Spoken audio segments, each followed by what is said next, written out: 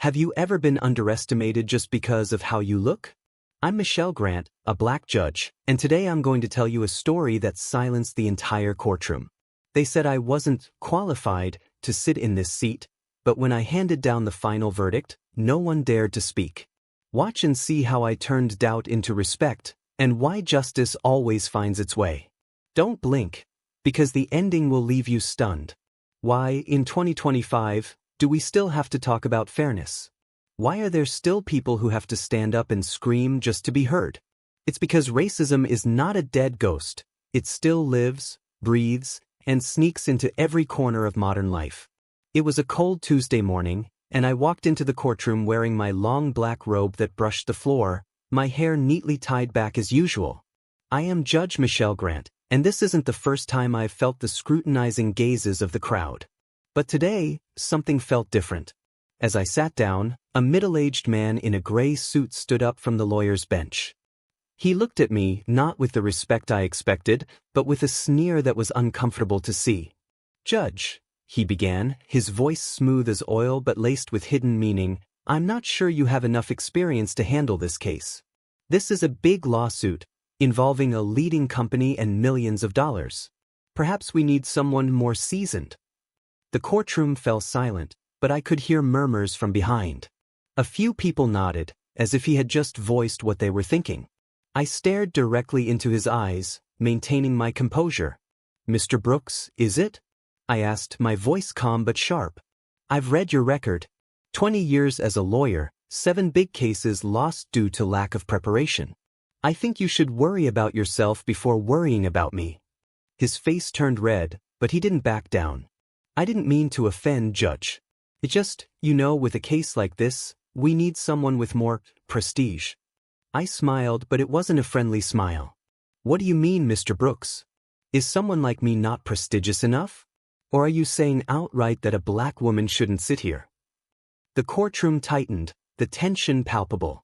A few people coughed softly, trying to break the awkward silence. Mr. Brooks stammered, "I didn't mean that. I just want to ensure justice is served." "Justice?" I repeated, my voice rising slightly. How ironic, because I'm here for justice too. So let's get started and see who really isn't qualified. That day's case was no small matter.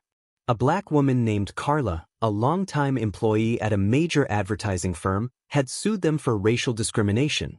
She had been repeatedly passed over for promotions, even though her performance far exceeded her colleagues. I had read her file, emails from her boss clearly stating, "We need a more acceptable face for the clients." Acceptable. That word kept repeating in my mind like a knife wound. During a break, I met Carla in the hallway. She was standing there, holding a cup of coffee, her eyes red but still carrying herself with strength. "Judge Grant," she said softly, "do you think I'll win? They're telling me I'm overreacting, that I should just be quiet and accept it." I looked at her, remembering the days when I had been told the same. "Carla," I replied, "you're not overreacting. You're fighting. And I'll make sure they can't deny the truth." When the trial resumed, I called the first witness, Carla's boss, a white man named Richard, with slicked back hair and a self-satisfied attitude. "Mr. Richard," I began, "can you explain why Carla, who has had the highest sales for 3 years in a row, wasn't promoted?" He shrugged and sneered. "Judge, not everyone is suited to lead. We need someone with influence." "Influence?" I interrupted. "You mean she's not white enough to sit in that seat?" The courtroom held its breath. Richard awkwardly scratched his neck. No, I didn't mean that. It's just a business matter." "A business matter," I repeated, my voice cold as ice. "Then let me help you understand business. The records show the company lost 2 major clients because you rejected Carla's ideas that the competition later adopted and succeeded with. Who's not qualified here, Mr. Richard?" By the end of the day, when I read the verdict, the courtroom was utterly silent. The company was ordered to pay Carla $1.5 million in damages, and Richard was fired immediately afterward.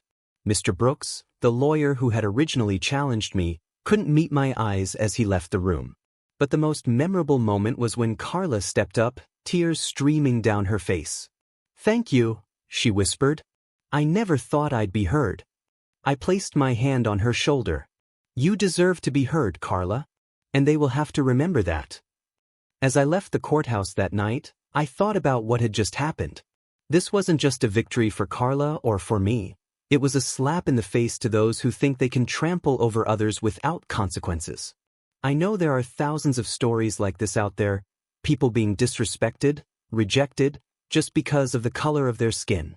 And I also know that each time we stand up, respond, we not only reclaim justice for ourselves, we ignite a flame for others. But the question still lingers. How do we make that flame burn on, instead of just flickering and fading out? A few weeks after Carla's case, I was still hearing the echoes of that verdict. One morning, as I sat in my office with a cold cup of coffee, my secretary, Lisa, pushed open the door, holding a thick stack of papers. Judge Grant, she said, her voice a bit hurried, you need to see this. A new case, and this one is even tougher than the last. I raised an eyebrow, setting my coffee down. How tough? Lisa placed the file on the desk, pointing to the first page. This is Denise Harper's case. CEO of a major tech company. She's suing the bank for discrimination. They refused to let her withdraw money from her personal account, claiming she didn't look like the account owner. I laughed, but not in amusement. Didn't look like? What does that mean? Lisa shrugged. She's a black woman wearing expensive business attire, but the bank clerk insisted on checking her ID 3 times. She recorded the whole thing. I flipped through the first page, reading the transcript from the video Denise attached to her complaint. The words of the bank employee made my teeth clench. Ma'am, we just want to be sure. There have been a lot of fraud cases lately. I could imagine Denise standing there, calm but clearly boiling inside. And I knew she wasn't the type of person to let this slide. The trial took place on a torrentially rainy day. As I walked into the courtroom, Denise was already sitting at the plaintiff's bench, her dark blue suit hugging her figure, her eyes sharp as knives. Across from her was the bank's lawyer, a short man named Carter, with glasses slipping down his nose. He stood up as soon as I sat down, his voice smooth but full of arrogance. Judge Grant, this is just a small misunderstanding. Our bank has strict security procedures, and the employee was simply following protocol. I looked at him, then turned to Denise. Ms. Harper, would you like to say anything? Denise stood up, her voice ringing clear as a bell. Judge, I've been banking with this institution for 10 years. I'm a VIP customer with millions in my account. But that day, the bank clerk looked at me like I had just stepped out of a dark alley. He didn't ask for ID from the white man ahead of me, just me. Carter jumped up. That's an unfounded accusation. We don't discriminate. It was just a busy day and the employee was a bit stressed. Stressed? I interrupted, my voice cold. Are you saying targeting someone because of their skin color is stress? Let me see the video. Denise nodded, and Lisa played the footage on the screen. In the video, I saw the clerk, a lanky young man with a forced smile, telling Denise, "Could you wait a moment? I need to call the manager for verification."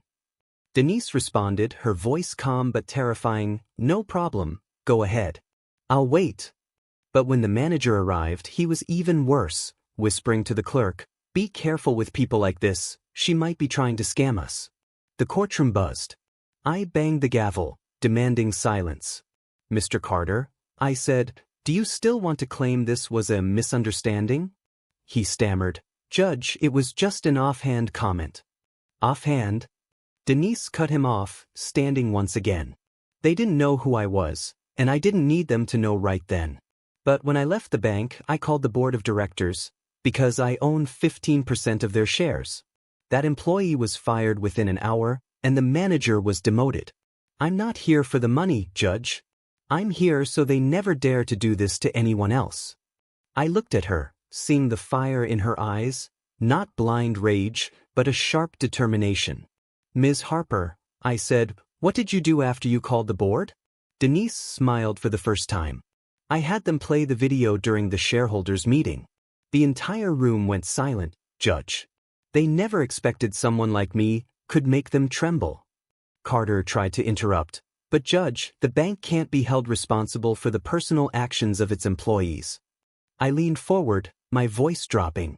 Mr. Carter, your bank has allowed a system that fosters such discrimination. I've heard enough.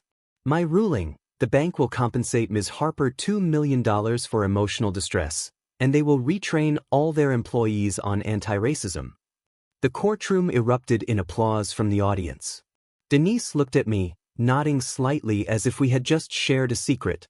When I left the judge's bench that day, I thought about how Denise had waited, patient like a hunter, then landed a blow that made the whole bank bow in apology. This wasn't just revenge, it was justice, packed into a moment that made you want to stand up and shout. But what I'm most proud of is that twist. When she revealed she was a shareholder, their whole world crumbled in an instant. These stories aren't just for entertainment, they are flames. They remind us that no matter how many times society tries to push you down, you can still stand up and silence the room. I've witnessed it not just on screen but in my own life. As a judge, I've sat on the bench, staring directly into the eyes of those who thought I wasn't qualified to be there, just because I'm a black woman. They didn't say it outright, but I saw it in their eyes, in the way they whispered. Among themselves. And you know what I did? I didn't shout, I didn't bang the gavel. I just did my job, delivering a verdict so sharp they couldn't speak. That's how I made the courtroom fall silent, and that's how these stories on this channel work. But what I want you to reflect on is this. When the bigot faces consequences, is that really justice? Or is it just a fleeting moment of satisfaction? Are we building a better world, or just getting back at them to soothe our own pain?